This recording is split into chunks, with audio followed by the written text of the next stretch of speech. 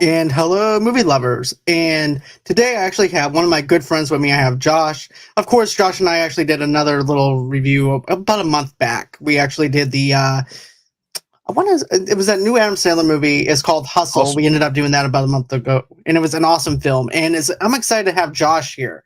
He's one of my favorite people to actually talk Game of Thrones with.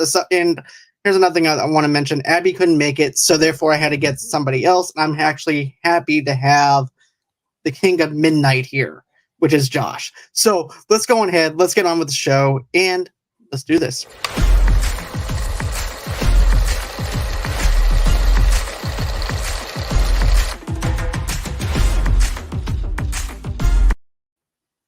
All right. Hey, man, how you been doing? I'm feeling rather well. Ruling the north is in my favor. It's snowing, the wolves are out, we're catching boars, and everything else in between. I am proud to be a Winterfell, my friend. I am doing well, brother. How are you? I'm doing great, man. It's always great to talk some House of the Dragon, and it's good to actually have you here. So I'm just going to go ahead and give a little bit of a backstory about what happened in the fourth episode, and then from there we'll get on with our review. So Rhaenyra, this is actually called King of the Narrow Sea, and Rhaenyra travels to Storm's End, where she meets and rejects countless suitors. She returns to King's Landing just as Prince Damien arrives from the stepstones on his dragon carcasses. Damien says he was named King of the Narrow Sea, but swears alliances to King Viserys and gives the king his crown. So that's a little bit of a backstory about what happened. So let's do a little deep dive into this thing. So the introduction of this, of where she's actually trying to point somebody as her right-hand person to actually help her and point her with things, just doesn't go the way that she wanted to go. You have a young kid that I'm like, what are you going to do? I'm like, dude. I mean, if you think about it, that kid, he was pretty much everything that Lord Farquaad aspired to be. Okay, he came in short supply, but he measured up to what was needed to be in that moment. Getting that guy for making fun of him the whole time, I'm like, Oh okay, yeah, I loved that. Like that was really awesome cool. though to see him take him Oh down, yeah. and it goes to show you, okay, I underestimated this kid and stuff like that. So I was actually happy with that. And then of course it goes into her going back home, and I like how the dragon flies over her ship to actually capture how angry her father is at her. Mm, And because I actually felt like that's what it was actually representing, how angry her father is. And that's also too, interesting. I felt like it also explained his level of anger whenever he gets angry with her towards the end of the show. So I felt like it actually set the tone for the show in a sense. So kind of like that looming cloud that was pretty much over her. Maybe like Mhm. even it could even be her stirring anger too. That's Like true. yeah, just as much as Viserys is mad at her, she is just as angry at him. Like obviously, he said, "Look, you can go pick whoever you want," but then she has to go on this tour. Does she really feel like going on this tour? Absolutely not. And honestly, I just to harken back to last week's episode, there's a line that Sir Kristen Cole said to her that I found that was very interesting, and I think that should be important for her character in the future. When he said, like, "Look, I mean, I'm not going to say it verbatim, but to paraphrase, there are people who wish to be in your place." Mhm. And she's like, "Whoa, I mean, who would want to be?" Essentially, she's like, "Well, who would want to be a princess?" I mean, anybody. Anyone the lowest of lows, and when she goes through the town later on in the episode, and you're seeing like the Yeah, we're gonna get underbelly, into that because yeah, there's a lot of stuff I want to deep dive into on that, because I really loved how the town is representing who she is, and she's to me is isolated within this castle itself to the point where she doesn't understand what's going on the outside. So we're gonna get into that in a few minutes because there's a lot of stuff that I want to unpack there. But I like where you're going with it. yeah, But I want to talk about Damon when he enters this. This reminds me of a WWE thing where you have Vince McMahon sitting at the throne, and here comes Edge coming in. He comes in with his crown, and you know what I'm going for. But Damon enters the king's chambers from war wearing a crown, adding his weapon to the king's seat. And King of the Narrow Sea is what he's called because of the fact he ended up killing the guy that had the guy Yeah, you know what I'm crab talking about, feeder.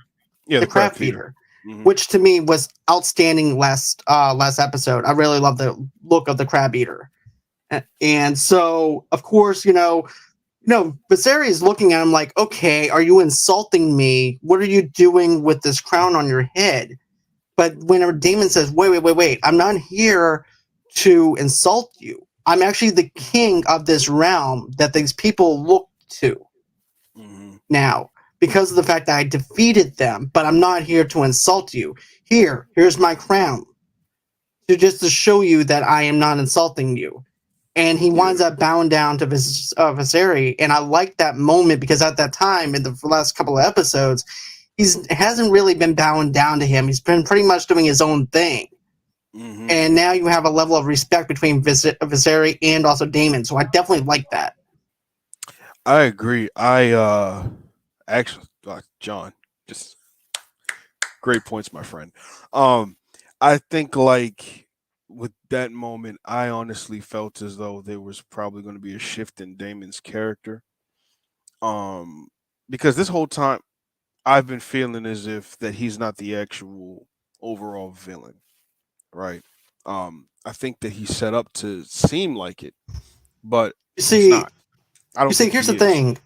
Here's the thing, though. I never saw Daemon as the villain in this because he has that thing of where he draws a certain line. Because we saw that where he doesn't allow rape, he doesn't allow anybody to insult his family. He doesn't allow. He's the only one that can talk about his family and stuff like that. So I never saw him as the essential villain, but I'm still looking for the baddie. I'm still looking for who is the person that needs to be taken down. And so far, we haven't seen that yet. I thought might have been with the crab person at like last season. I thought, okay, not last season, but last episode. I was thinking Mhm. to myself, okay, is this going to be the person that winds up going throughout the whole entire season? But I'm glad, and now that looking back on it, at first, Abby was actually happy with the fact that they took care of that right away. I was kind of like, I wanted to see more, but now I'm like, you know what, it was okay. I'm fine with the way they did it. Looking Yeah, back at it, I think because they want to keep things concise, and I honestly felt like I did. I felt the same way you did. I thought that he would be in it a bit more, because like he was mentioned so much. So I was thinking, well, hey, I guess Mr. Krabs is this giant looming threat. you know,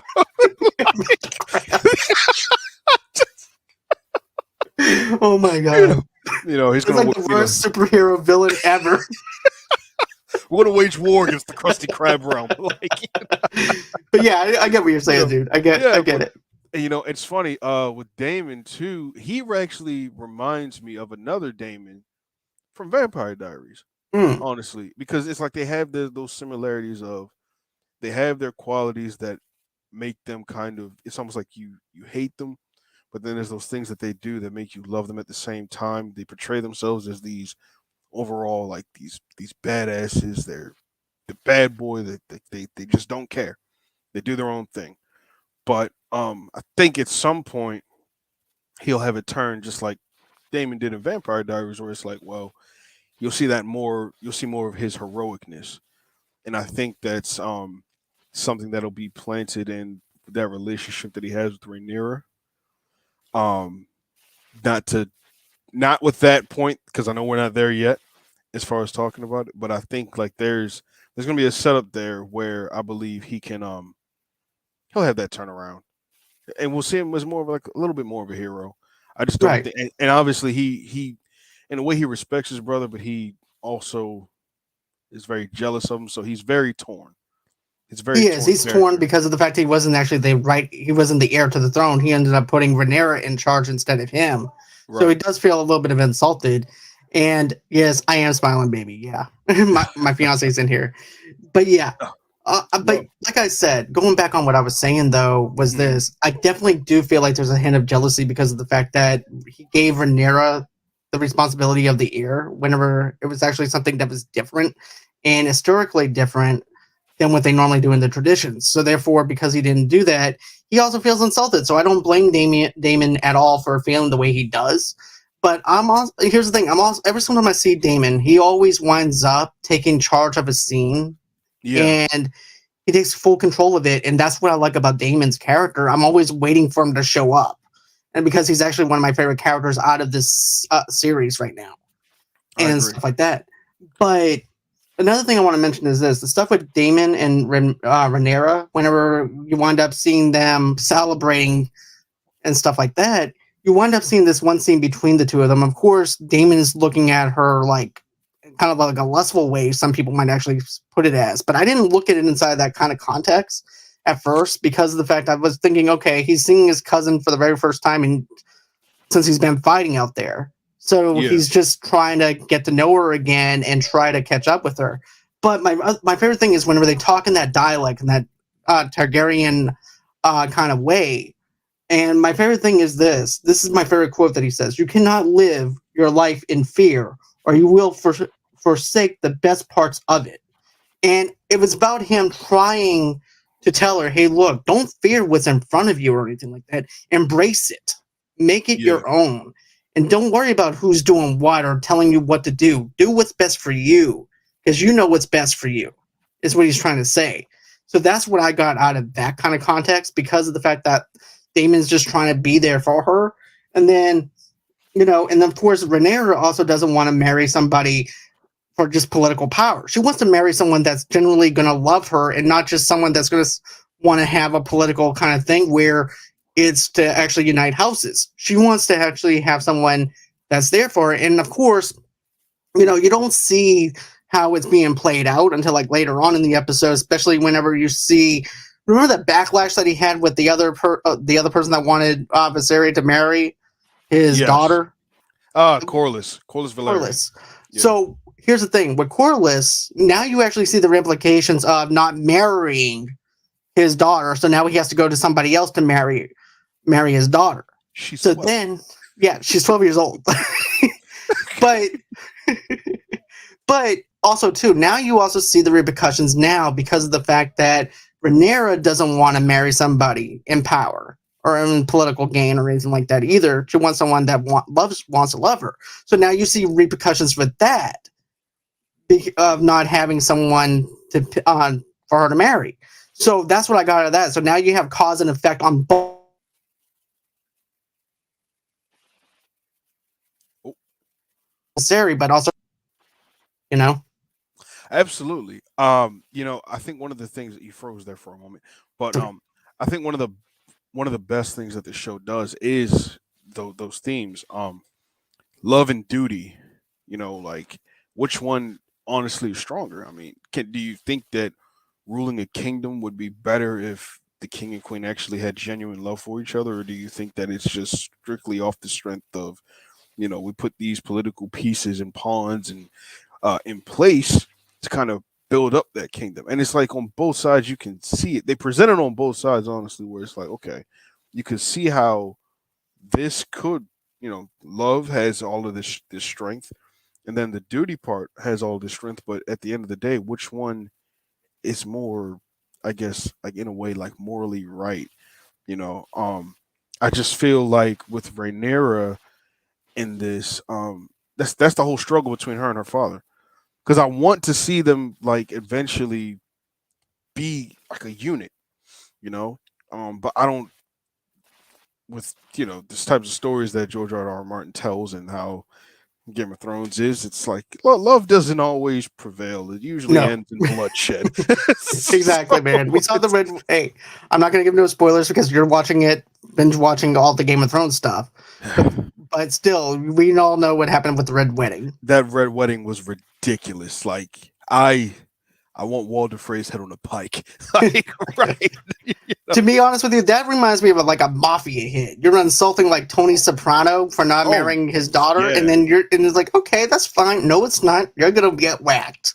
and that's it. And that's that. Right. But um, going on this whole entire thing with Rhaenyra, and I like how she sits down with the queen, which is supposed to be her friend the first couple of episodes. Mhm. And the queen is sitting down with her. She goes, sometimes I just wish that I was just a maiden again. I just wish that I was serving drinks.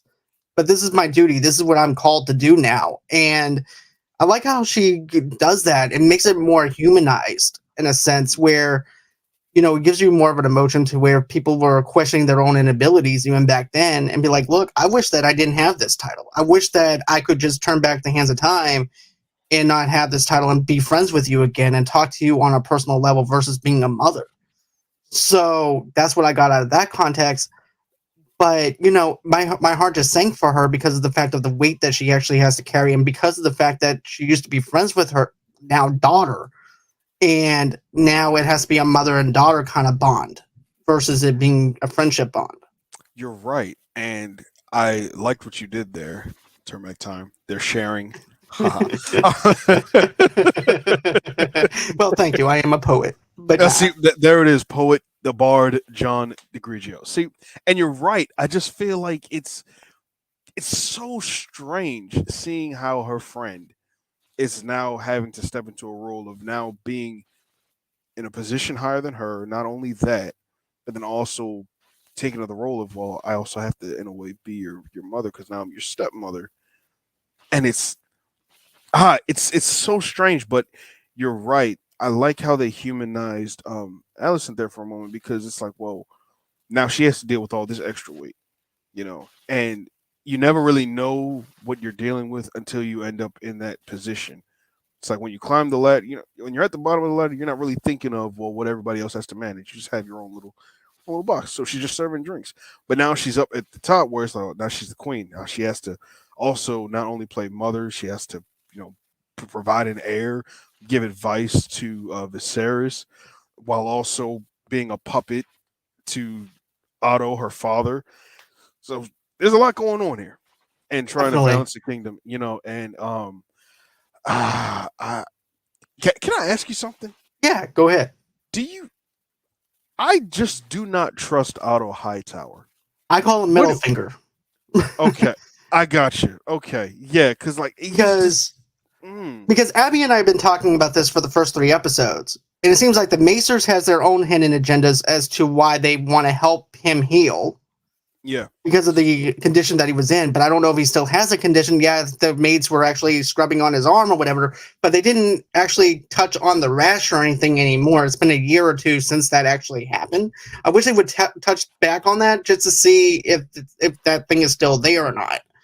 But I'm thinking that Otto has his own hidden agendas. Of course, they wind up talking about that whenever they're trying to name the son. And I liked how his brother turns around and goes, really? This is what you're wanting to base your stuff on? He just literally ate oatmeal with his hands. You're right. So, Otto's thinking, to be honest with you, I don't see Otto making it out of this first season. Because I don't think so. Yeah. At least Littlefinger had his hands in every single place that he traveled to. Otto has not been doing any traveling at all. Even in the first season of Game of Thrones with Middlefinger, you see him going from town to town and things like that. You don't see Otto doing anything but staying in that little small town and trying to spy on the Viserys' daughter. That's all you see. You don't see anything else other than that. So I don't see him as being as smart as Middlefinger, but he is definitely I said Middlefinger. I mean Littlefinger. He is definitely middle finger, though. But he does deserve a middle finger. He deserves several middle fingers. You're right. I mean, other than like when he went to Dragonstone, but that was just off of an order. I mean, he's not, like, you're right. He's not going around and putting pawns in places. It's just, you know what? He's more like Grima Wormtongue. That's actually a good example. Theoden. Yep, he is Grima Wormtongue in the ear of Theoden, and Viserys just catching on later on in the episode. Well, I don't know if do you think he actually caught on, or do you just think like, look, I mean, he just felt like he was a little shady, but he didn't really know Otto's intentions, but he was obviously feeling like there's a vibe here that you're giving it, and I'm not digging it, so you got to go. Exactly. That's what I'm saying. I'm thinking Viserys is going to go in and kill him soon. Because of the fact that because out of all the people, you're spying on his own daughter. You're tailing the king's daughter. Mm-hmm. So you're lining up to be executed, dude. There's no coming back from that. You have to be careful. He goes, well, it is my job, my king, to report on the duties that goes on around here. I'm like, okay, so bordellos. You're going around a bordello randomly, checking and seeing if the king's daughter's in a bordello. You're tailing her. That's weird. This, yeah, that's even weirder than Damon bringing her to a bordello.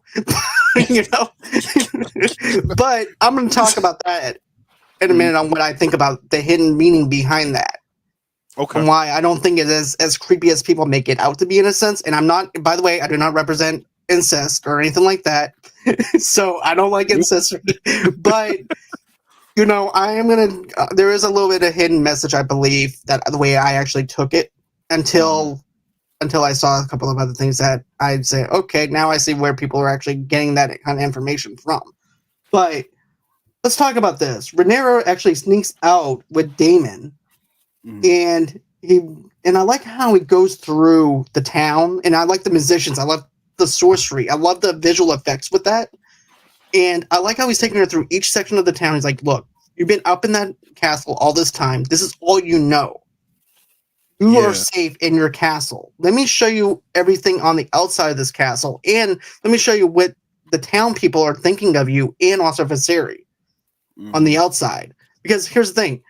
Let's, like, for example, taking Biden to random people in parts of the city and telling, you know, I'm just using an example here because it actually goes with political stuff in a sense, but it's like taking him out of the White House and putting him in like middle class neighborhoods and them telling him what they think of him in disguise. And that's exactly what Rhaenyra is doing. She's out in disguise. Nobody knows who she is. They think that she's a kid. And I like the stage play because it's going into the play of everything that's happened in her life and how people outside of the walls are actually thinking of them and of how they're thinking of them as a joke versus how it actually runs politically. Politically, indoors, it works. Politically, outdoors, amongst other people, does not work. They're not seeing the political agendas from the outside of the walls, from the inside of the walls. No, you're absolutely right. I just think like if you're going from city to city, I hope you can stay on your bike.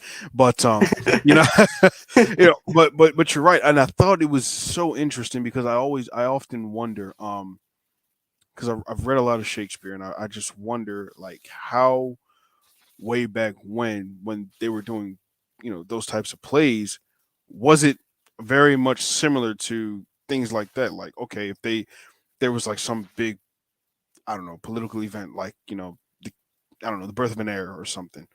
How would they perceive that and play that out? Similar to what Joffrey did at his wedding that he got killed at, you know, and had all the dwarves come out and pretty much go through the whole story. And I thought that was a really cool element that they did, pretty much going through the entire story up to that point. And it's all about perception.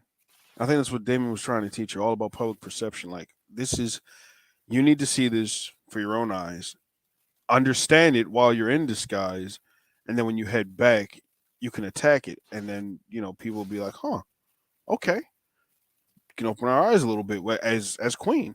And I think that's a good first step because you need to be able to step among the people that you're ruling over and know what they need, know what they want, how do they act, what are their likes, their dislikes, like who's rivals with what family, like things that you just have to know. So as long as you have not only the palace smarts, you also got to have the street smarts and your book smarts all at the same time. Exactly. So, and that's what I made my point with Abby whenever she was on here for like the first 3 episodes. The thing about Damon is he's walking amongst the people. He knows what they want and things like that versus being in a castle where they don't even know what their own people want or need. Right. But Damon's out there amongst the people. He's surviving amongst the people. He's finding out things amongst the people.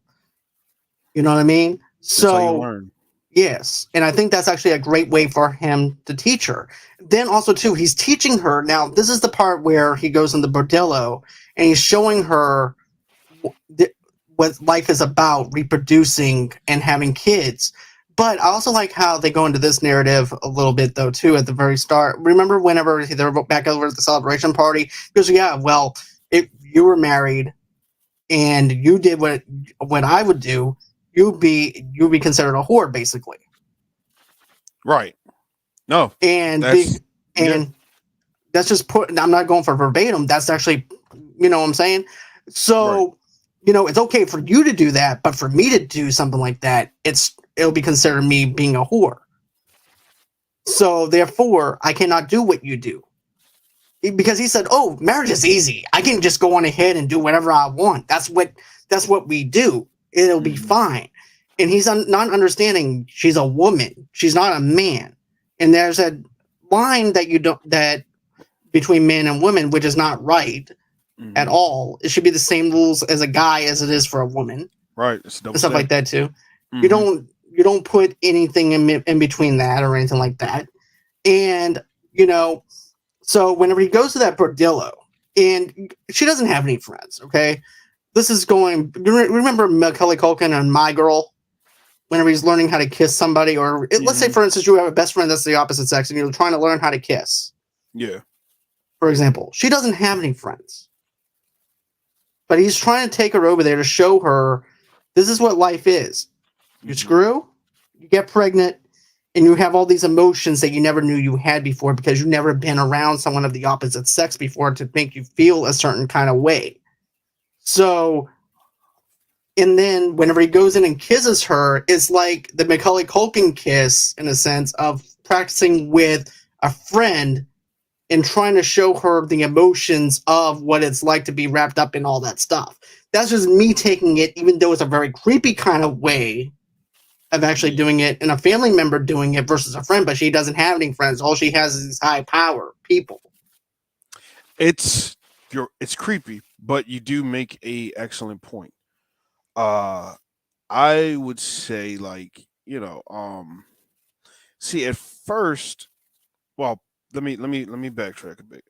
What I like in your point is that it's almost like it's set up in the previous episode when she was with Kristen Cole and they were out in the woods and they were bonding pretty much. They had the campfire, they killed the boar together, they came back together, and then after the situation with Damon, they end up actually doing the deed.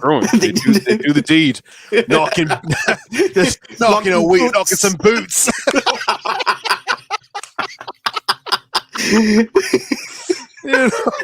Like John Party, got a little dirt on my boots, man. Got a little dirt. I gotta clean up.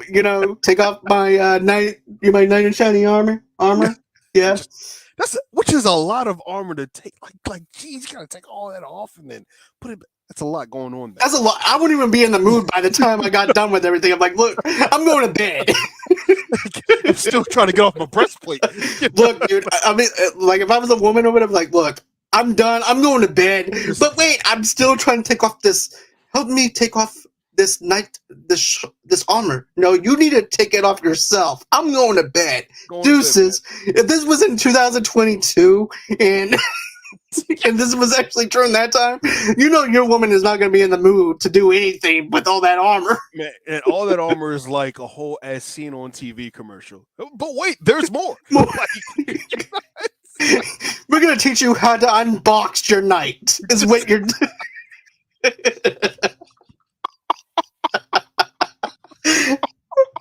Unbox your knight. That is perfect. I need to make a thumbnail of that and have like I second that notion. Like, here. You know what? I'm actually going to make a timestamp, and I'm going to make this a clip. Unbox your knight.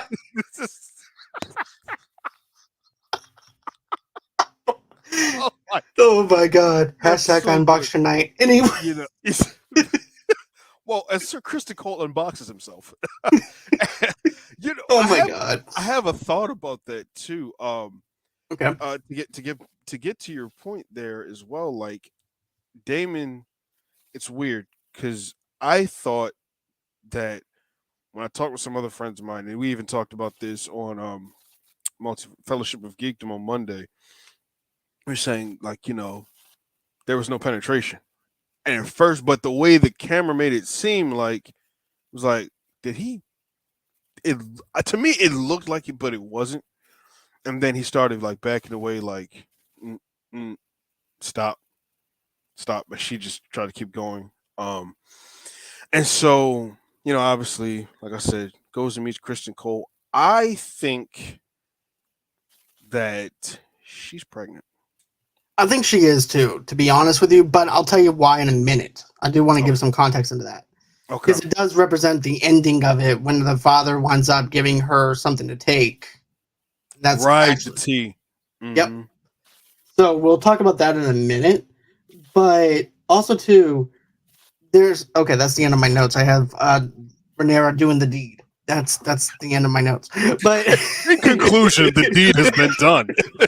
but okay, so we wind up seeing this other thing that's being played out with Middlefinger, aka Otto, and he's telling Viseri that he saw his daughter in a brothel with Damon in an unmanly manner. But Mm-hmm. I'm like, the dude didn't even sleep with her. If that was Jamie, he would be all over it. That's the difference between Damon and Jamie. You're right. Damon actually took a step back and is like, look, I pushed a little too hard on this. I need to make my exit because I know what I did. He checked his emotions Mm-hmm. and he left. Jamie wouldn't even care. He would be still trying to tap that. I'm just going to That, be honest. that's terrible. That's You know terrible. what I mean? Jamie But Lannister, Puss in Boots. but here's the thing: I couldn't stand Jamie because of the fact that there was no conscience there to say this is wrong. With Damon, I'm able to say, okay, this dude is okay. He did take it to the extra limit. He was wrong with what he did, but he ended up checking himself and like, look, I'm in the wrong here. I'm making my leave. I'm gonna go sleep with this woman that's off the street, Yeah. and that's it. And I could understand if they slept together, but they didn't even sleep together. And there was no really any need of Visari to be that angry at him because of the fact that they didn't even have intercourse. But see, I think with that is it's like he doesn't know. And it's already like Rhaenyra's already on thin ice and Damon's already on thin ice with him. And things are very tense between both relationships that he has with them. So it's like, well, who can I really trust? I mean, my hand of the king has been spying on you too, and then he comes back and tells me this. And what I found humorous in their interaction was like Otto is trying his best to not say it the whole time. And Viserys is like, well, out with it. What is it? What do you mean? Speak it plain. Like, comely, comely. Just say what it is. Just tell me what it is. And like Otto is just like, it's, he's watching his words because he knows it's like I know this guy's a firecracker. I don't want to set him off, but there's no easy way to say it. But at the same time, you're right. Like they didn't do anything. They didn't Exactly. do anything. And So but I like how the wife handles it first with the daughter, with mhm, Rhaenyra, and she goes, "No, we never did anything. Yeah, we went to a brothel, but he didn't. She didn't mention that the fact that they kissed or anything like that. But he said right. he left me there and met up with somebody else, and that was it. So that's one thing I told about Abby. Women knows how to control their emotions. Us Mhm. guys, as soon as we say, "Oh, our daughter is out doing something," we're gonna go on ahead and drive to that Blind dude's rage. house. Yeah. Mhm. So that's exactly what Visari did. He didn't check his emotions or anything like that. He just went straight for the gut. And I'm actually surprised Damon didn't even mention the fact that they didn't even sleep together because I thought for sure Damon would actually mention that. Which I thought was weird, but do you think that was also on purpose to kind of like okay, so Monday Don had said this. He said that he feels like he didn't say anything.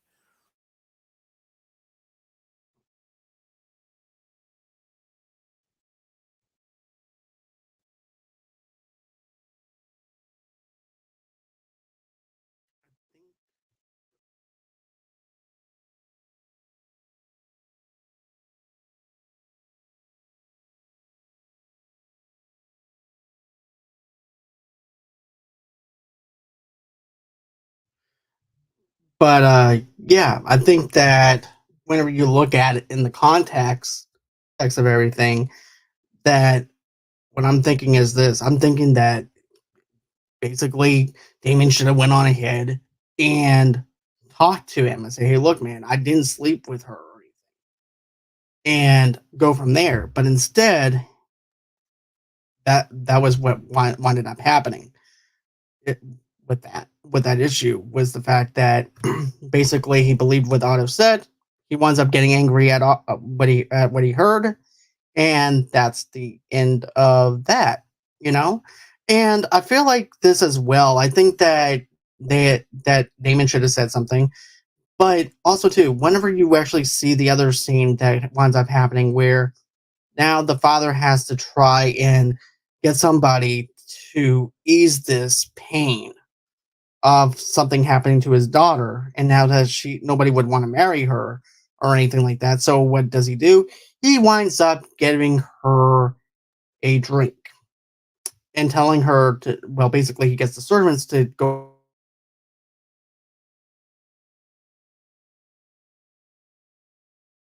problem that is causing your father to actually cause havoc within our house. So therefore, we need to take care of the problem. The problem being is she might be pregnant. So my thing is this: I think she's pregnant with, like Josh and I were saying. I think that she's might be pregnant with the knight's baby, and therefore the father is might be actually thinking too that she, because here's the thing, he doesn't even know that her and the knight even got it on or anything. So therefore, because of that, I'm thinking that he would actually think that that was actually Damon's baby instead of the knight's baby. But anyways, I think that she does. I don't think that she winds up taking the drink. I think she winds up. I think she's going to wind up having the baby. That's just my thinking. That's just the way I'm thinking it. Tell me what you guys think below. Do you think that she took the drink or did she not take the drink? Comment below on that one. But as far as this goes and everything, guys, I do want to say thank you to Josh for taking his time to be able to talk about House of the Dragon episode 4. I do appreciate that. And now we're going to go on ahead and close out. But guys, do me a favor. Tomorrow night, 8 o'clock Central Time, 9 o'clock Eastern Time, we are going to be doing our Lost Boys review. So go on ahead, stay tuned for that. And always until next time, guys, have a great and safe